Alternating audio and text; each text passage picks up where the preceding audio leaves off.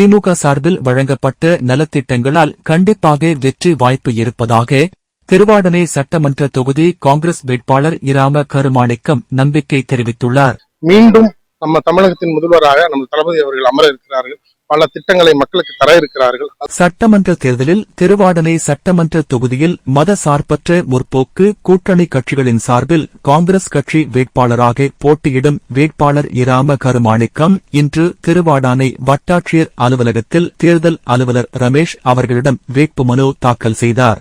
இதில் ராமநாதபுரம் திமுக மாவட்ட கழக செயலாளர், ராமநாதபுரம் சட்டமன்ற தொகுதி வேட்பாளர் காதர் பாட்ஷா முத்துராமலிங்கம், காங்கிரஸ் கட்சி மாவட்ட தலைவர் ராஜாராம் பாண்டியன், கூட்டணி கட்சியினர் உடன் இருந்தனர்.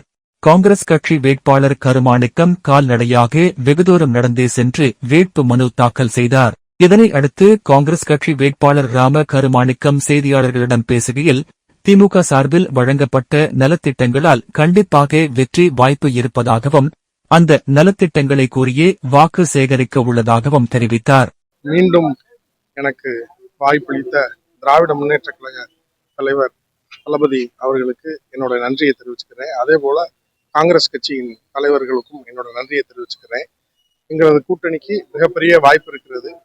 மக்களிடத்திலே நல்ல வரவேற்பு இருக்கிறது. எங்களுடைய திட்டத்திற்கு எங்களது பிரச்சாரமே எங்களுடைய முதல்வர் அவர்கள் தான் கதாநாயகர். இன்னைக்கு அனைத்து திட்டங்களும் மக்களிடத்திலே கொண்டு சேர்த்திருக்கிறார்கள். அதனால் மக்களிடத்திலே மிகப்பெரிய வரவேற்பு இருக்கிறது. இன்றைக்கு நாங்கள் இங்கே வேட்புமனு தாக்கல் செய்வதற்காக வந்திருக்கிறோம்.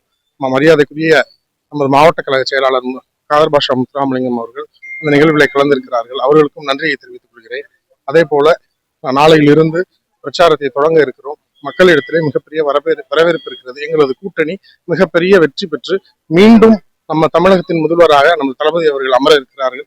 பல திட்டங்களை மக்களுக்கு தர இருக்கிறார்கள். அதுவும் முக்கியமாக ராமநாதபுரம் திருவாடானை பகுதிகளுக்கு நிறைய செய்திருக்கிறார்கள். மீண்டும் நிறைய செய்ய காத்து கொண்டிருக்கிறார்கள். மக்களிடத்திலே எங்களுடைய பிரச்சாரமே நாங்கள் செய்திருக்கும் திட்டங்களை கொண்டு சேர்ப்போம் என்று கூறி அத்தனை பேருக்கும் நன்றி கூறி விடைபெறுகிறேன்.